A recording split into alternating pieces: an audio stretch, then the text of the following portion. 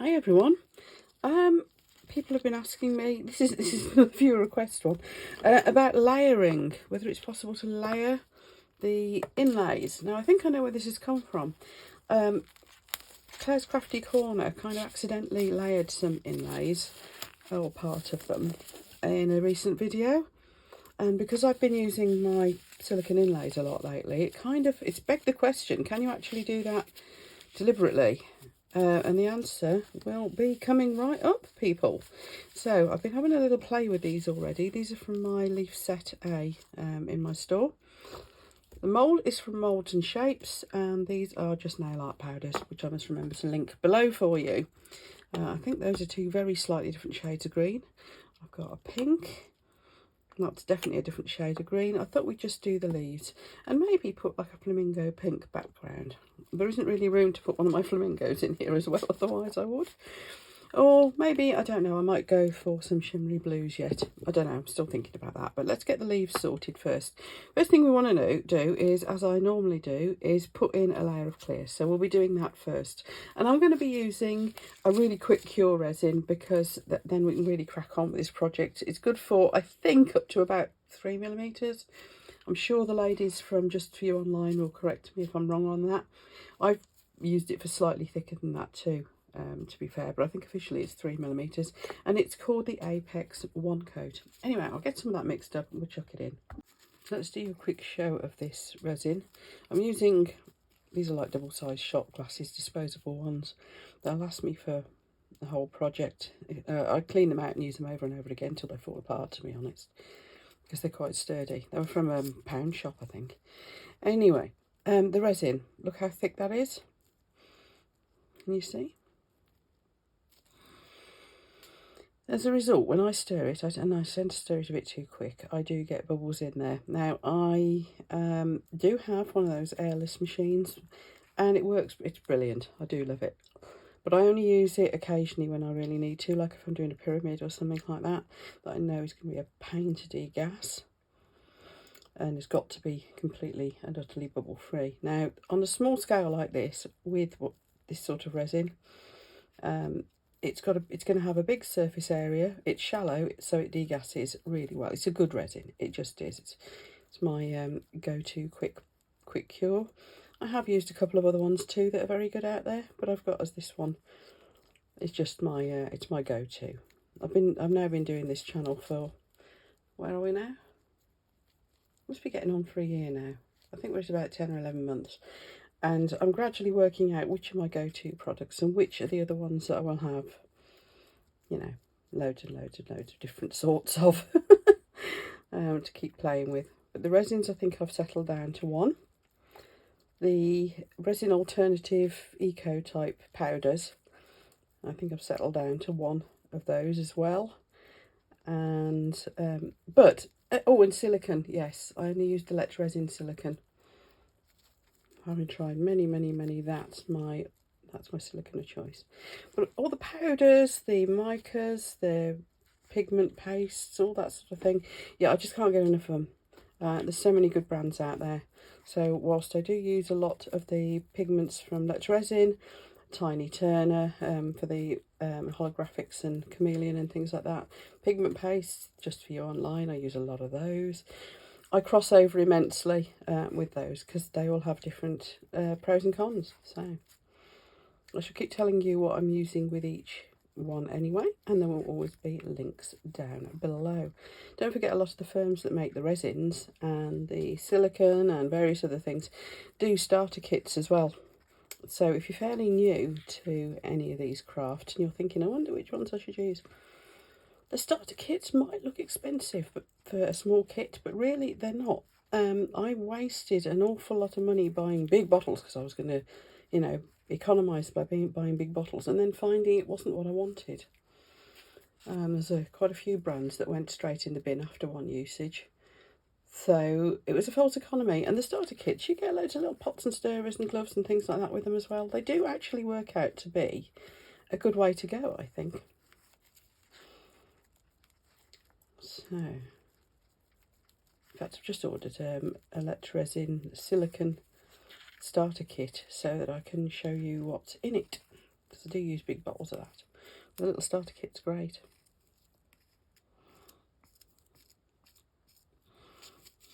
Because as you know, I do quite a bit of mould making. Right, loads of bubbles, as you can see. I might give it a quick ping with my torch first. Just get rid of some of them, but I'm not too concerned. I'm just going to chuck it in. Now, the reason for this is I like to have a good layer below what I'm working on, and also to do the layered effect, it's probably easiest to be using your inlays from the back of the mould. I know I quite often stick my inlays to the front of the mould. You know, stick it actually onto the silicone. But if you're layering, this is the easier way to do it, to get that lovely 3D effect. So, just going to let the bubbles dissipate a little bit from that and let it spread out. People are asking, am I still using Wonder Wipes rather than baby wipes or anything for my cleaning my sticks? Yeah, that's my other go-to one. Builders and painters and decorators and people like that use them, so it's good enough for me. And they are, I don't know whether they've got alcohol impregnated or something like that in them, but they definitely work a treat.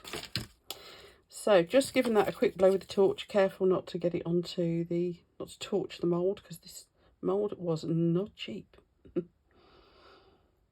I do still use the cheap moulds, by the way, folks. I've got loads of cheap moulds, love them. But I have invested in a few now of the beautiful moulds from Moulds and Shapes.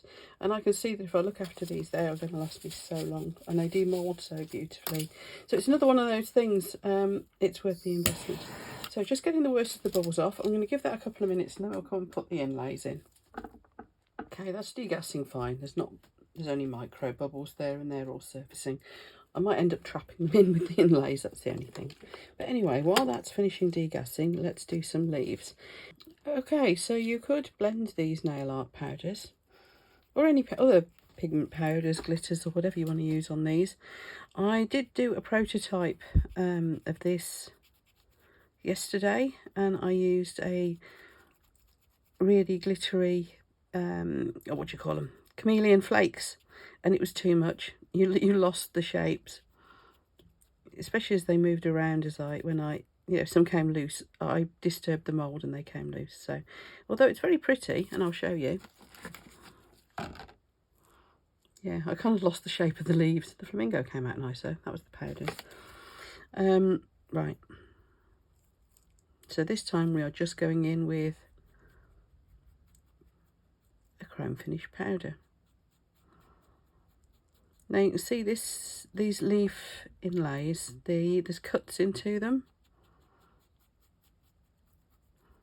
which means it's really easy to put the powder on just on the surface. And I'm using an eyeshadow applicator rather than the brushes that I usually use. And there we are. I'm just going to drop it onto the surface of the silicone. Sorry, resin. Oh dear. We're making too many moulds lately. I keep calling everything silicone. And then we'll be back in 2 hours. Like I said, this is a 2-hour demold. Yeah, it's a pretty impressive resin. And and it doesn't actually need to be 100% cured. It can still be slightly sort of bendy or whatever, can't it? Because of what it is that we're doing. So I'll show you what we do next. Obviously, you've got to back these once you take the inlays out and things like that. So I'll show you what we do next.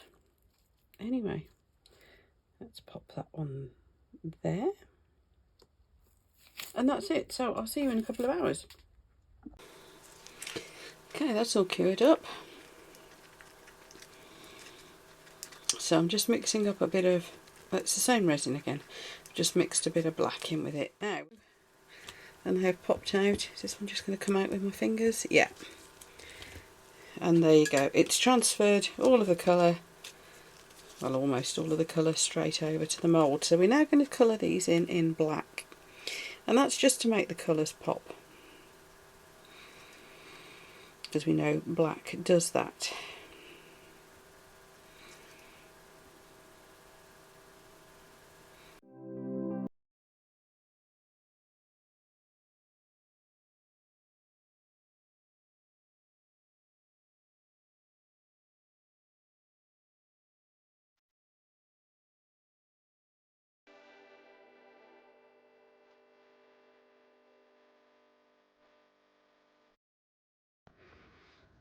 Okay, so I'm back.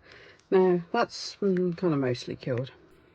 It's been about an hour and a half, so it's kind of 90% cured, something like that. It's not fully, but what we're doing now, sorry about the shine and everything, by the way. I am trying to sort out some better lighting for this. Oop, there we are.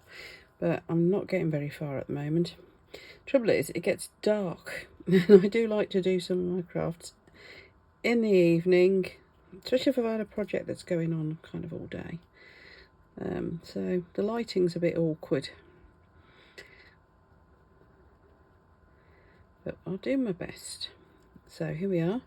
Just putting on a different shade of green to this one. This one's more of a kind of blue green, whereas that was more of a golden green. And there we are. So what we're going to do now is mix up a bit more resin, and we're going to put another layer in. So back to our quick cure stuff again. I'm hoping to get this done and dusted for you before I go to bed tonight. And it is about 7 o'clock now. I know this because our fish and chips should be here shortly. No, it is not an urban myth that Brits like our fish and chips. We really do. Okay, I'm back. That should be pretty well mixed up now. As usual, not worrying about all those bubbles. This stuff's good. It'll de-bubble. It just will. So I'm pouring that on.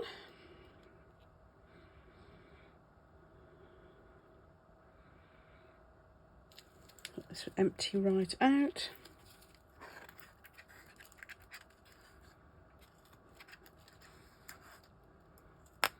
Love how gloopy this, oops, blob there. Love how gloopy this resin is. It actually makes it kind of fun to work with. Don't know why, it just does. There's something quite satisfying about gloopiness. Bubble's gone. And all we're doing now is laying this one in. Now I'm going to lay it so as it's kind of a bit across one of these other leaves so that you can see the 3D effect that this creates. Alright, and I'll be back in a couple of hours and we'll move on to the next stage. See you in a bit. Okay, so same process again. We're just going to pull the little inlay out. Colours transferred, mix up a bit of black resin, fill that in again. Okay, and I'll see you again when that has cured. Right, just trying a bit of a different angle thing with my light because the shine on this was really annoying. Here we are. This is, well, it's slightly sticky still, but it's mostly cured. And we're ready to put some sort of backing in. Now I'm still kind of thinking on what colour backing to put in. But right now I'm thinking just chuck a colour in. I'm just keeping this simple really because of, you know, I'm trying to demonstrate the 3D effect, the layering, rather than anything weird and clever beyond that. So I am going to pick a colour. Any weird noises you might hear. Let me put my gloves on. Already got the rest of the PPE sorted. Yeah, respirator, extractor fans going. You know the routine. So gloves on. And let's see what we want to mix in with that. First of all, the resin. Now, I've been just mentioning this in passing, haven't I? There it is. Oh, blimey, that's an extreme close-up. Apex One Coat from Just For You Online. Now, I am finding myself using this stuff pretty much all the time. So they have approached me and asked me if I would like to be an ambassador for Apex Resin and their Eco Pour, and I've said yes because I pretty much use it all the time anyway, so why not? So that's the latest state of play, which does mean that of course I've got my discount code for you below if you want some of this stuff. Seriously, it's a 2-hour cure. I haven't found another 2-hour cure epoxy. I found 4-hour cures that are very good, but not 2 hours. Really liking this stuff. And they're quite kind of more general use, everyday resin, the, what's it called? High gloss, that's it. A bit of a brain lag there. That's really good stuff too, as is their deep pour one, which I think is called Deep Cast if I remember rightly. So all in all, I said yes. So as you know, I've been using this anyway, even prior to that.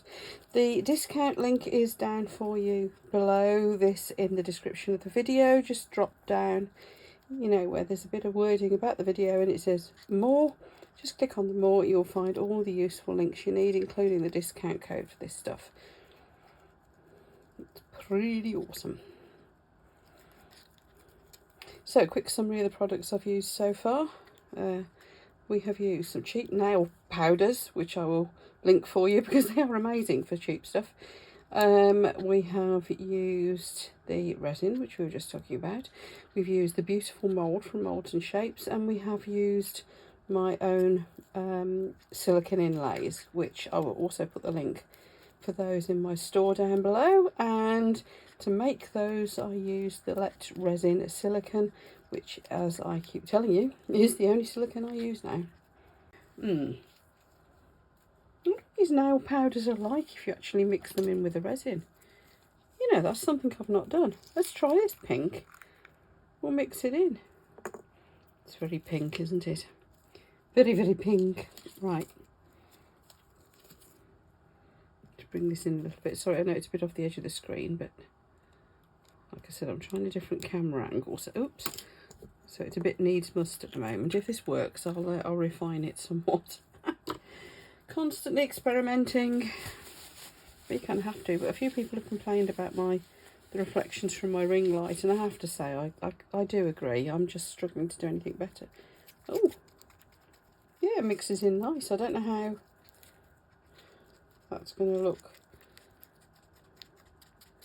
ultimately on the back of this, but it does look quite nice so far. Oh, I probably could have just, you know, burnished it onto the back of the resin that's there, but hey, I wanted to do something different.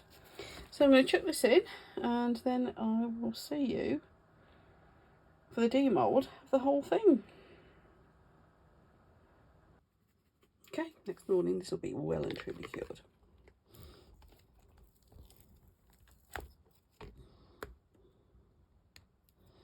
Pick all the little bits of overspill off.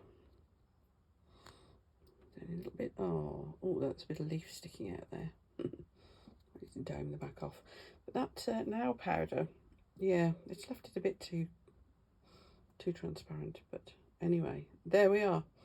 Ah, yes, you can see. You can see what I was doing. You've got your 3D-ness then layered up. There we are. That's how you layer silicone inlays. I hope that was helpful and answered the questions I was getting about it.